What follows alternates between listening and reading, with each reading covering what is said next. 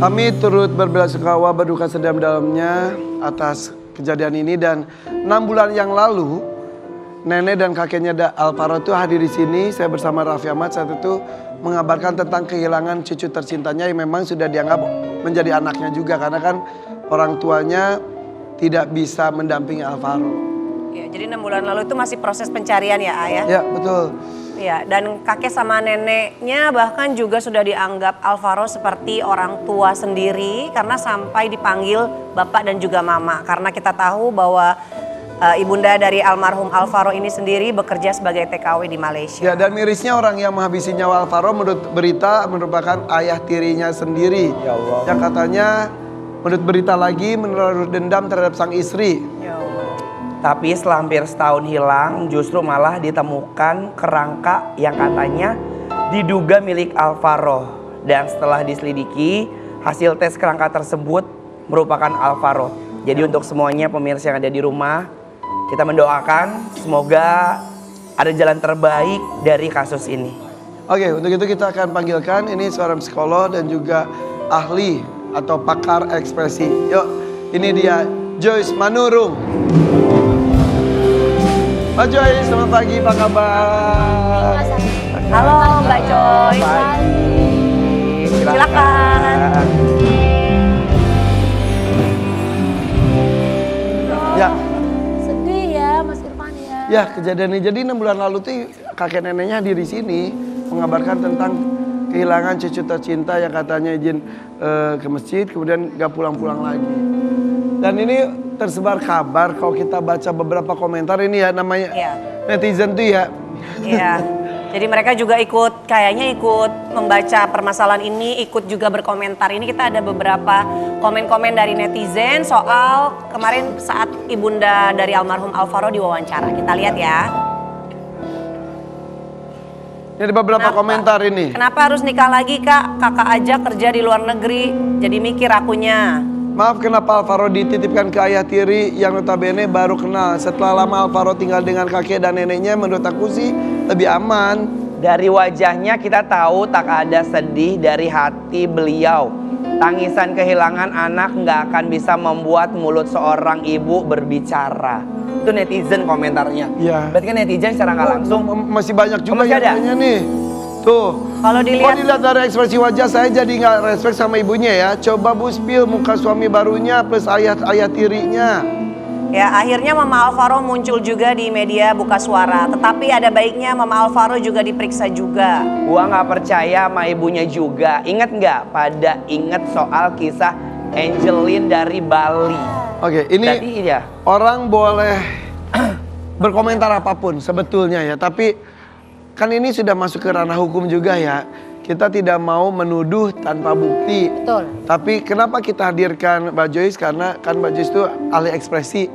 Coba kita bersama-sama telaah boleh ya? Boleh, boleh. Kita lihat di video Ibu Alvaro ketika diwawancara. Oke.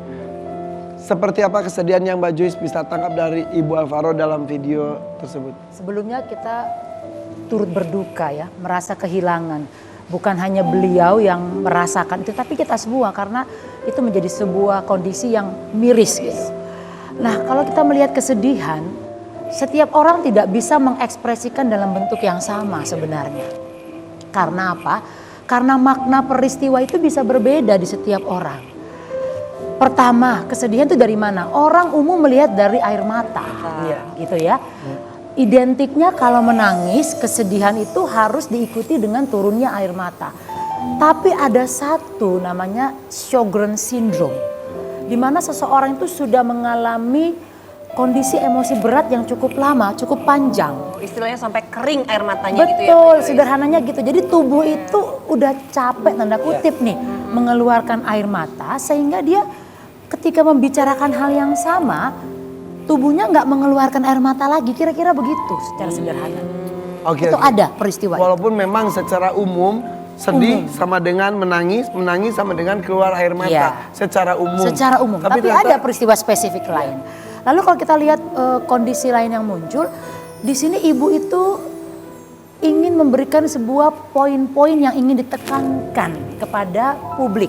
barangkali video ini dibuat setelah dia membaca sejumlah komentar dari netizen.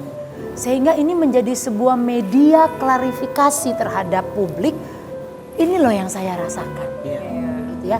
Dan kembali lagi kita berharap bahwa netizen ini cukup cerdas. Peristiwa ini bukan peristiwa yang membutuhkan judgement, penilaian, apalagi yang nuansanya intimidatif. Justru kita membutuhkan komentar-komentar yang mendukung, support secara emosional, tidak hanya bagi ibunya, tapi bagi kakek neneknya yang saya tahu pasti sangat merasa bersalah. Sekali ya. Bersalah sekali karena mereka yang berada di situasi itu. Yang menjaga gitu. Menjaga. Dan itu yang paling berat sebenarnya. Ya, ya, Ini ada lagi nih, Kita lihat video lainnya juga ya. Ya. Oke. Jadi kan menurut kabar yang tersebar juga sang pelaku sudah tertangkap, Iya. sudah dijerujikan, tapi katanya mengakhiri hidup juga. Nah tadi ketika lihat ekspresi sang ibu, Kalau di momen ini kan yang ditanyakan adalah terkait pelaku. Jadi ekspresi itu sifatnya situasional. Tergantung momen apa yang dialami dan konteks pembicaraan apa yang disampaikan. Nah di sini kan karena bicara soal pelaku, yang terbaca utamanya adalah kondisi dia merecall. Recall itu memanggil kembali memorinya dan perasaan-perasaan yang dia munculkan ketika dia teringat pada si pelaku.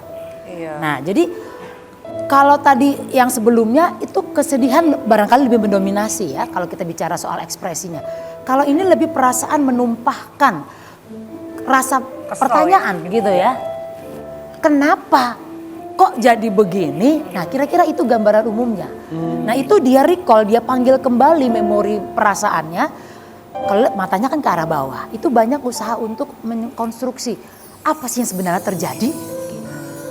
oke, kita hanya bisa membaca dan menebak-nebak bagaimana ujung dari kasus ini ya. Ya tetap aja kan mudah-mudahan tim kepolisian tidak berhenti sampai di sini saja. Mudah-mudahan memang jika ada pihak-pihak terkait yang masih ada kaitannya dengan kasus ini bisa terungkap. Jika sudah tidak ada ya mudah-mudahan Alvaro sudah Tenang tidak ya bersama di sana. kita, sudah tenang di sana. Iya. Tapi punten ini kayaknya saya pamit dulu ya. Ada kegiatan lain nggak apa-apa ya. Tapi terima kasih loh. Terima kasih ya Mbak Jo. Mbak Vega, Mas Terima Alvan. kasih. Terima kasih Iya, ya. Semoga sehat selalu. segera ada Kejelasan. solusi yang terbaik. Amin, amin. Tentang Terima kasih banyak. Terima kasih. Boleh tepuk tangan untuk Pak Joyce Manono. Joyce. Terima kasih.